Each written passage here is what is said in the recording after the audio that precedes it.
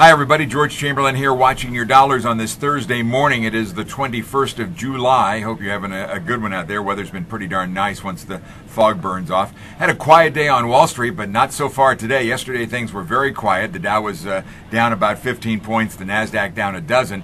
But as we come back to work this morning on this Thursday morning, we're really doing well. In the first half hour of trading, we're recording this a little bit earlier than usual. I have to leave to go to speak to a group.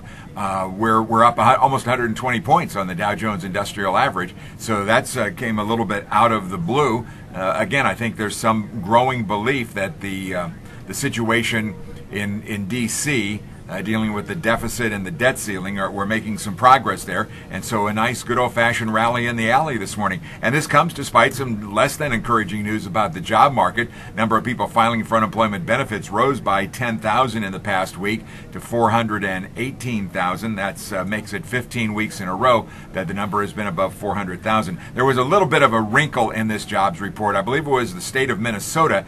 They had actually shut down many of their government operations over some budget situations, so people could not get into the unemployment offices in the state of Minnesota to file for jobless benefits for a couple of weeks. They resolved that. The doors were opened again last week, and so they had a lot of people coming in and catching up that couldn't file for unemployment benefits. They came in, so that may have pushed the number up a bit in here.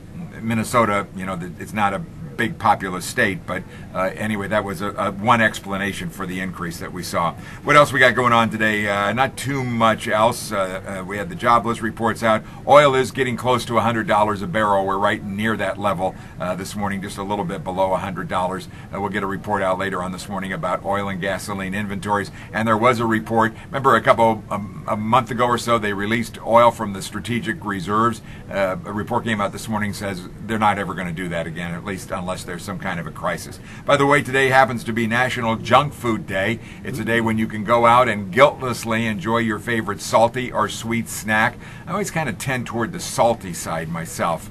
I don't know why that is, but I love your chips and stuff like that. So get out there and have whatever you want and don't feel bad about it, all right? Watching your dollars, I'm George Chamberlain. Have a good one.